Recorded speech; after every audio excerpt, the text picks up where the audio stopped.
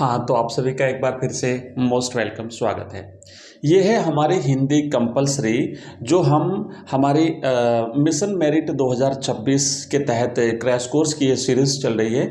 इसमें second chapter हम पढ़ेंगे आज आलोक धनवा साहब और इनकी कविता पतंग। साथ ही साथ इस कविता से पूछे जाने वाले समस्त प्रकार के प्रश्न भी मैं यहाँ पर आपको दिखाऊंगा, किस तरीके से आपको कवि का परिचय याद करना है और एक एक पंक्ति जो है इस कविता की जहाँ से प्रश्न बन सकता है उसका हम विश्लेषण करने वाले हैं।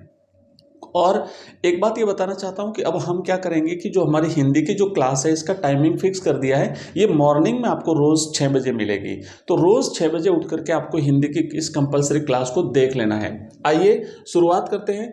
अब ये जो पतंग वाली जो हमारी कविता है बच्चों, ध्यान देना कि पतंग कविता में आलोक धनवा साहब ने किस तरीके से बिंबों का प्रयोग किया है, किस तरीके से बिंबों के माध्यम से हमें प्रकृति की हर चीज़ को दिखाने का प्रयास किया है। साथ ही साथ बच्चों की जो उमंग है ना, बाल सुलभ जो मनोविज्ञान का चित्रण यहाँ पे किया हुआ है उसको हम देखने वाले हैं। कविता का केंद्रीय भाव क्या है उसको भी हम देखने वाले हैं। तो एक भी चीज़ छूटेगी नहीं। और ध्यान देना कि 15-20 मिनट से लेकर आधे घंटे की जो क्लास है, अगर आप इस क्लास को कंप्लीटली देख लेते हैं तो निश्चित रूप से आपके बोर्ड एग्जाम्स की बहुत शानदार तैयारी हो जाएगी। तो इसमें हम यहाँ पे देखने वाले हैं कि सबसे पहले हम आलोक धनवा साहब के बारे में जान लेते हैं। और अगर आपने ये एक पेज देख लिया जो बता रहा हूँ मैं, ध्यान देना, एक पेज अगर जैसे ये पेज अगर आपने ध्यान से अगर समझ लिया ना, तो आपको आलोक धनवा साहब का जो परिचय आता है, एक प्रश्न आपकी परीक्षा में कवि का व्यक्तिगत और साहित्यिक परिचय लिखिए, तो आपको कुछ भी रटने की आवश्यकता नहीं है, दिमाग में रखिए। जैसे हर क्लास में मैं आपको इस प्रकार का एक पेज दिखा करके हम कवि को याद करते हैं। तो सबसे पहले तो एक चित्र याद रखो दिमाग में कि कवि दिखता कैसा है। इससे क्या होगा कि आपके दिमाग में वो चीज़ अगर बैठी हुई है ना तो आपको याद आ जाएगा, अच्छा ये कवि थे, ये आलोक धनवा साहब थे। फिर उनको याद करो, उनका बैकग्राउंड याद करो, उनका जन्म याद करो, उनकी कुछ रचनाओं के नाम याद करो, उनको कुछ पुरस्कार मिले वो याद करो। हो गया, 5, 7, 8 लाइनें है ना। अगर आपने इतनी याद कर ली तो इनका परिचय हो गया और आपको पूरे में से पूरे नंबर जो है वो मिल जाएंगे। ध्यान देना, एग्जाम हमारा फरवरी में, तो थोड़ा सा हम स्पीड और बढ़ाएंगे क्योंकि बाकी सब्जेक्ट भी मुझे अवेलेबल कराने हैं, तो वो भी मैं आपको अवेलेबल कराऊंगा। आलोक धनवा साहब को बच्चों हम जब देखते हैं तो सबसे पहली बात आती है इनकी जन्म की। तो हम सभी पढ़े हुए हैं कि इनका जन्म बिहार के मुंगेर में जो है हुआ था 1948 में बिहार के मुंगेर में। याद है ना आपको, याद रखना आपको कि बिहार के मुंगेर में इनका जन्म 1948 में हुआ था। अब विशेष बात यह है कि इनके एकमात्र काव्य संग्रह की बात होती है। इनका एकमात्र काव्य संग्रह है वो है दुनिया रोज बनती है। दुनिया रोज बनती है, इसलिए तो ये सुबह जब सूर्योदय होता है वहां से बात शुरू करते हैं अपनी पतंग कविता। तो ऐसे इसको कनेक्ट कर लो आप, तो आपको याद हो जाएगी कि इनका एकमात्र काव्य संग्रह कौन सा है। इनका एकमात्र काव्य संग्रह है दुनिया रोज बनती है। ध्यान देना, दुनिया रोज बनती है। और इन्होंने 1972 में लेखन कार्य की शुरुआत करी थी। उसके बाद 26 वर्षों तक ये लिखते रहे थे। अब बात करते हैं कि ये जो कविता है, थोड़ा सा पतंग कविता के बारे में 2 लाइनें, फिर इनके सम्मान के बारे में, और फिर अपन आगे बढ़ते हैं। पतंग कविता है क्या एक्चुअली इसमें इसका मूल भाव क्या है। तो अगर एक पंक्ति में आपको इसका मूल भाव याद करना पड़े तो पतंग उड़ाते हुए बच्चों का वर्णन किया। आप सिंपल सा समझो, इसको रटना नहीं है कि भाई इस कविता में आखिर बात क्या करी है कवि ने। तो पहले इसका शाब्दिक अर्थ समझो। तो बात कवि ने ये करी है कि कुछ बच्चे हैं और वो पतंग उड़ा रहे हैं, और उस दौरान जो बच्चे जो भाव जो भी हलचलें होती है वो उन सब का वर्णन किया है। तो अब इसको अगर हम एक पंक्ति में साहित्यिक भाषा में व्यक्त करें तो ऐसे कर सकते हैं कि बाल सुलभ इच्छाओं और क्रियाकलापों का वर्णन है। बाल सुलभ इच्छाओं का क्यों? क्योंकि बच्चे क्या क्या चाहते हैं, बच्चों की इच्छाएं क्या होती है, वो सब वर्णन है। और साथ ही साथ इनके क्रियाकलाप, जब वो पतंग उड़ाते हैं तो क्या क्या क्रियाएं करते हैं उनका वर्णन किया हुआ है। तो 2 चीजें हुई, बाल सुलभ इच्छाएं और बाल सुलभ क्रियाएं, तो इनका वर्णन किया हुआ है। तो यह कविता बाल सुलभ इच्छाओं और क्रियाकलापों का सुंदर चित्रण करती है। ये हो गया आपका एक पंक्ति में। अगर इसका आपको लिखना पड़े मूल भाव, आपको अगर लिखना पड़े इसका आपको लिखना पड़े अगर सार, है ना, मूल भाव, या फिर आपको इसका लिखना पड़े इसका सार। अब देखो कि पतंगों में अगर यहाँ छोटे छोटे प्रश्न, बहुत प्रकार के प्रश्न बन सकते हैं, तो वो सारे प्रश्न हम आगे आगे जो है वो हम देखने वाले हैं। भय पर विजय की अगर हम बात करें कि भाई आखिर बच्चे जैसे पतंग उड़ाते उड़ाते चोटी पर जाते हैं, मकानों पर छत पर जाते हैं, किनारों पर पहुंच जाते हैं, वहां से गिरते हैं, तो वो जो भय वाली बात जो है ना उस पर भी कवि ने यहाँ पे भाई हमने इस तरीके से इसे कहा है कि बच्चे छतों के खतरनाक कोनों से गिरकर संभलते हैं और पहले से भी ज्यादा निडर होकर के फिर वो आगे बढ़ते हैं। अब चलिए, अब हम आगे बढ़ते हैं, एक एक चीज को कवर करते हैं। सबसे पहले बात करेंगे हम इनके जीवन और इनकी पृष्ठभूमि की। यहाँ पर अगर हम इनके जीवन के बारे में देखें तो हमने देखा कि 1948 में बिहार के मुंगेर में जन्म हुआ था। 70 के दशक में छोटी उम्र में ही अपनी कविताओं से अपार प्रसिद्धि प्राप्त की थी और पिछले 2 दशकों से सामाजिक कार्यकर्ता के रूप में ये सक्रिय है। अगर इनकी प्रमुख रचनाओं और इनके सम्मान की बात करें तो काव्य संग्रह जो है वो है दुनिया रोज बनती है। ये इनका एकमात्र काव्य संग्रह, मैंने बताया ना कि दुनिया रोज बनती है, इसलिए वो रोज बनते ही शुरू सुबह होती है ना सूर्योदय, तो सूर्योदय होते ही वो पतंग उड़ाने से शुरुआत करते हैं। आगे देखो, प्रसिद्ध कविता इनकी और क्या क्या है। जनता का आदमी, ये कैसे आदमी है? आलोक धनवा साहब बिल्कुल जनता के आदमी है, बच्चों के आदमी है। ऐसे याद रखना, याद कैसे रखेंगे, क्योंकि इतने सारे कवि, इतने सारे लेखक हिंदी में, किन किन की रचनाओं को कैसे याद करना है। तो भाई आलोक धनवा साहब बिल्कुल सिंपल आदमी है, बिल्कुल सीधे आदमी है। दुनिया रोज बनती है इनका काव्य संग्रह है, इसलिए वो सुबह से शुरुआत करते हैं, बच्चों के साथ भी खेलते हैं, पतंग उड़ाते हैं, जनता के आदमी हैं। ठीक है, उसके बाद भागी हुई लड़कियां। अब देखो वर्तमान काल में अगर हम आते हैं ना, थोड़ा सा ऐसे कुछ ऐसी चीजें भी घटित होती है, तो उसमें एक इन्होंने ये भी लिख दिया कि भागी हुई लड़कियां, इस पर भी रचनाएं बना ली। ब्रूनो की बेटियां, थोड़ा सा इसको जोड़ दीजिए। तो 3 चीजें हुई इनकी, 3 इनकी रचनाएं याद करनी है। पहले तो जनता का आदमी, भागी हुई लड़कियां और ब्रूनो की बेटियां। अब देखो कि नेक्स्ट सम्मान की अगर हम बात करें इनकी, तो राहुल सम्मान हो गया, बिहार राष्ट्रभाषा परिषद सम्मान हो गया। ठीक है, ये आपको इतनी सी चीजें यहाँ पे याद रखनी है। नेक्स्ट, अब हम देखो कि भाई अगर आपको पूछा जाए कि इसका परिचय है ना, इस कविता पतंग कविता का परिचय, तो कविता का मूल भाव क्या, पहले देखो, यह कविता आलोक धनवा के एकमात्र काव्य संग्रह दुनिया रोज बनती है का हिस्सा है। पाठ्य पुस्तक में इसका 3रा भाग लिया गया है। तो जो पूरी कविता है, उसको पूरी कविता हमारे सिलेबस में नहीं, उसका खाली 3रा भाग यहाँ पे दिया गया है। और इस 3रे भाग में बाल सुलभ इच्छाओं और उमंगों का सुंदर चित्रण किया गया है। ठीक है, ये सारांश रूप में अगर हम देखें। साथ ही साथ अगर ऋतु की बात करें तो शरद ऋतु के आगमन और प्रकृति में आए परिवर्तन को सुंदर बिंबों के माध्यम से दर्शाया गया है। बहुत, अब ये बिंब है। अब बिंब क्या होता है, कई सारे बच्चों को ये समस्या रहती है, सर ये बिंब क्या है, समझ में नहीं आ रहा। बार बार आता है कि भाई कवि ने बिंबों का प्रयोग किया है, और जो नई कविता का दौर था या ऐसी कविता का दौर था उसमें बिंबों का प्रयोग शुरू हुआ, बिंबों का प्रयोग होता था। बिंब का मतलब होता है एक चित्र। जब कवि हमें किसी घटनाक्रम के बारे में बताता है, किसी चीज का जब वर्णन करता है, तो वर्णन करते समय हमारे दिमाग में जो चित्र बन जाता है वही बिंब है, वही बिंब है। जैसे कवि ने पतंग की बात करी, पतंग उड़ाना, सुबह सूर्योदय है ना, सूर्य कैसा होना, उगता हुआ सूरज को कवि ने खरगोश की आंखों जैसा लाल बताया। तो अब जैसे याद करो, लाल कलर थोड़ा सा, लेकिन पूरा लाल नहीं, खरगोश की आंखों जैसा। ठीक है, तो वो एक बिंब, अच्छा ऐसा होता होगा। तो वो बिंब जो हमारे दिमाग में बनता है, वो चित्र जो बनता है, उसे हम बिंब कहते हैं। तो यहाँ पे सुंदर बिंबों का प्रयोग जो है वो कवि ने किया है, और बच्चों की उमंगों और सपनों का प्रतीक जो है वो पतंग क्या है कि पतंग जो है वो बच्चों की उमंगों और बच्चों के सपनों का प्रतीक है। नेक्स्ट देखो, आगे बढ़ेंगे और अब हम देखेंगे इसका अगला, सबसे पहले प्रकृति का परिवर्तन, शरद ऋतु का आगमन। यहां से प्रश्न बनता है कि भाई कवि ने पतंग कविता में किस ऋतु का वर्णन किया है। तो कवि ने पतंग कविता में शरद ऋतु का वर्णन किया है, क्योंकि पहली 2 पंक्तियों में वो वर्षा ऋतु के जाने की बात करता है, और वर्षा के जाने के बाद अगली जो ऋतु आती है वो शरद ऋतु है। वर्षा यानी भादो महीना जब समाप्त हो जाता है, तो भादो के जाने के बाद अब शरद ऋतु का आगमन होता है।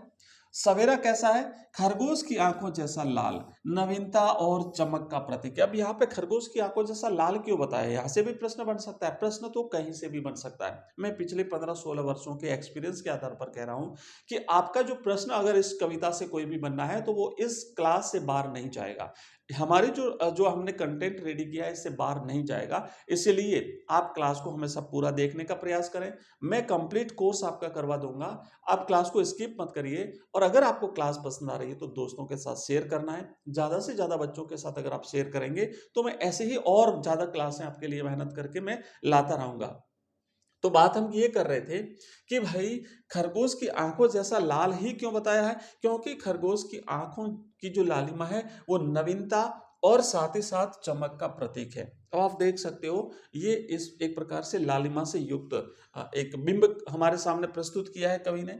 साथ ही साथ मानवीकरण यहाँ पे हुआ है। अलंकार भी पूछा जाता है कि किसी पंक्ति में या किसी कविता में कि भाई इसमें कौन सा अलंकार है। तो जैसे शरद को आगे बढ़ते हुए दिखाया, फूलों को पार करते हुए शरद। अब ऋतु है, ऋतु मनुष्य की तरह काम करते हुए दिखाई गई तो वो मानवीकरण अलंकार हो गया। तो शरद ऋतु को एक बालक के रूप में चित्रित किया गया है जो अपनी नई चमकीली साइकिल तेज चलाते हुए पुलों को पार करते हुए आगे बढ़ रहा है। तो आप देखो कि एक बालक है, इस बालक का नाम है शरद। वैसे शरद ऋतु का वर्णन किया हुआ है।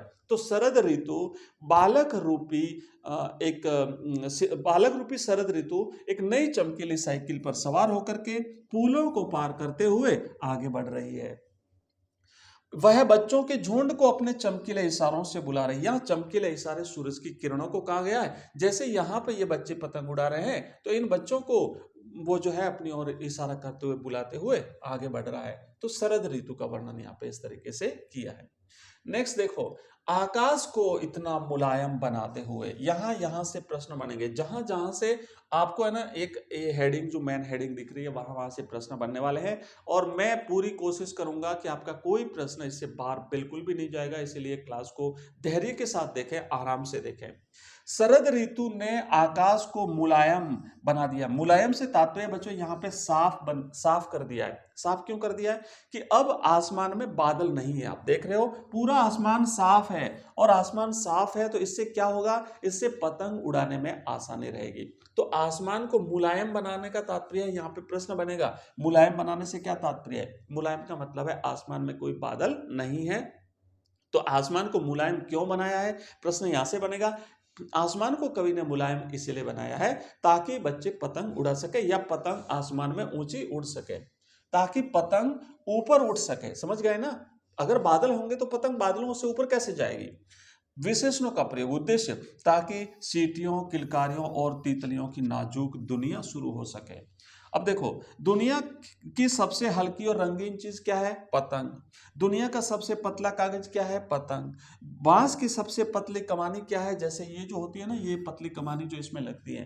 ठीक है, अब देखो नेक्स्ट आगे बढ़ेंगे और इसको अच्छी तरह से और भी हम समझेंगे। और अगला है कोमलता और लचीलापन।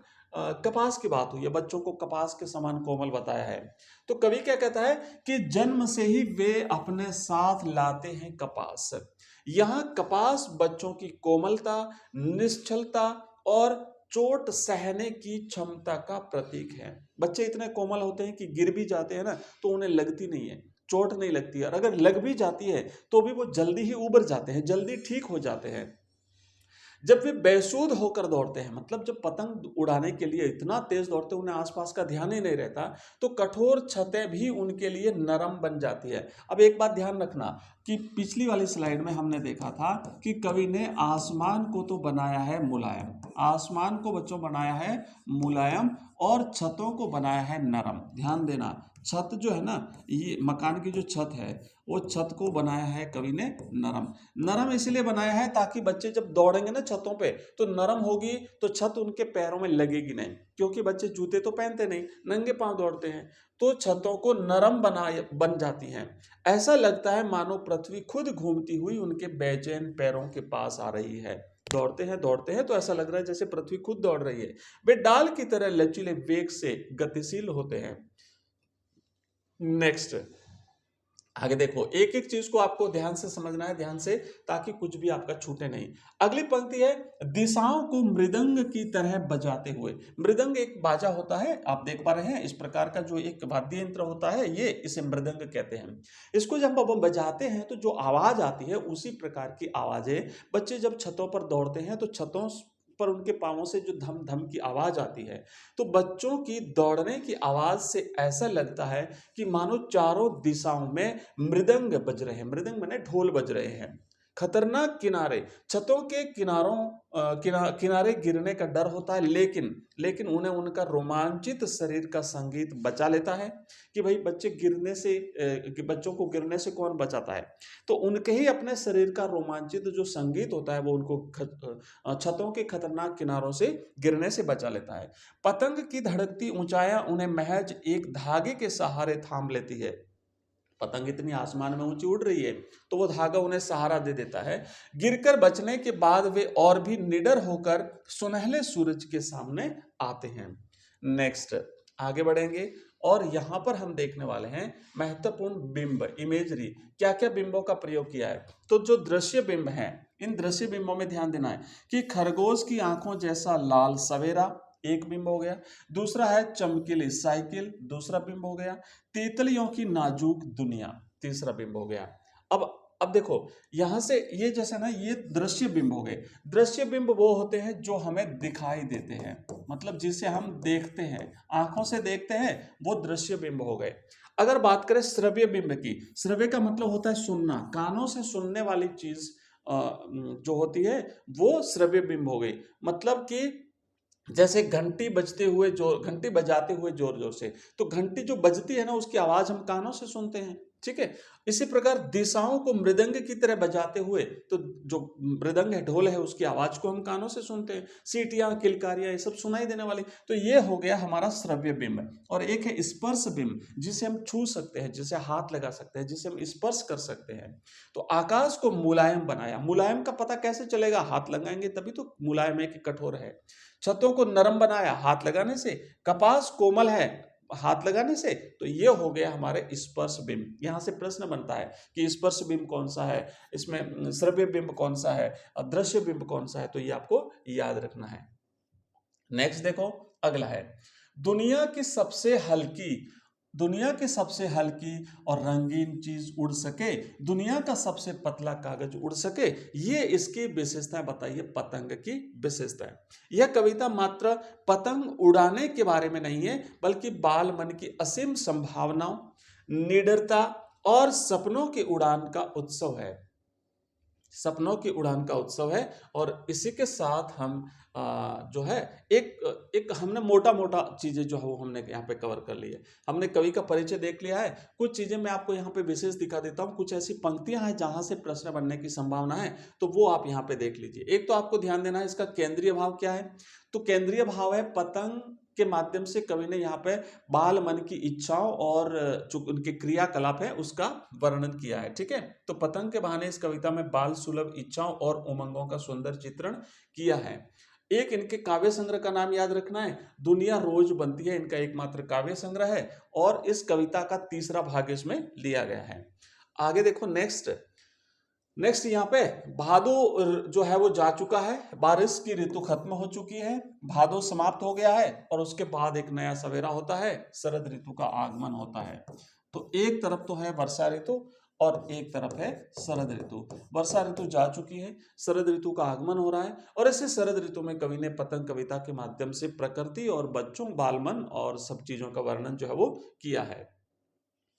आगे बढ़ेंगे। नेक्स्ट यहाँ पे देखो और कुछ चीजें, कुछ पंक्तियां जो है विशेष जो परीक्षा में आने वाली है। खरगोश की आंखों जैसा लाल सवेरा। अब आप देख लीजिए कवि ने सूर्योदय के समय का जो वातावरण है उसकी तुलना खरगोश की आंखों से की है। तो ये एक प्रकार की लालिमा युक्त आप माहौल सुबह का देख सकते हैं।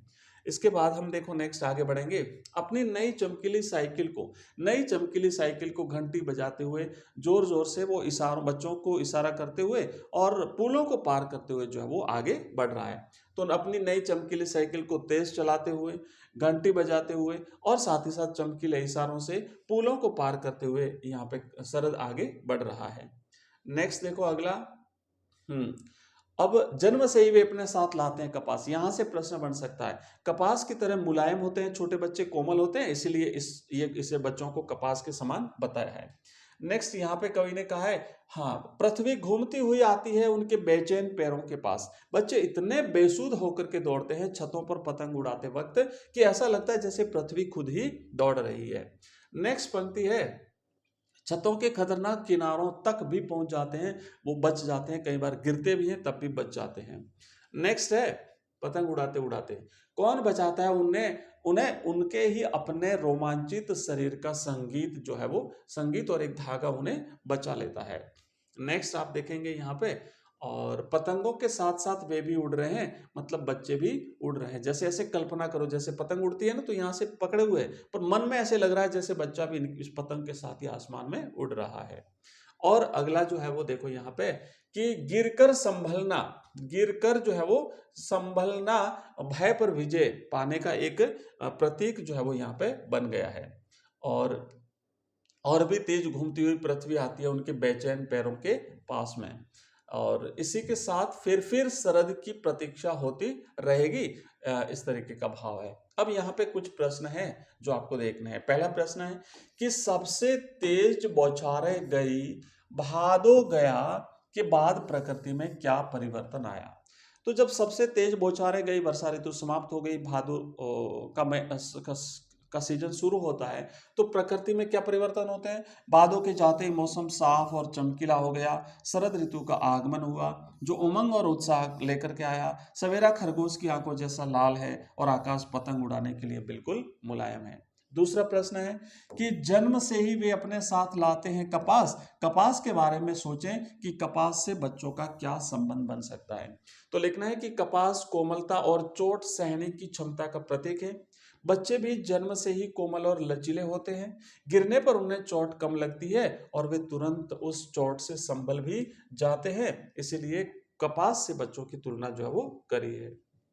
नेक्स्ट यहाँ पे देखो कुछ और प्रश्न है कि रोमांचित शरीर का संगीत क्या का जीवन की लय से क्या संबंध है।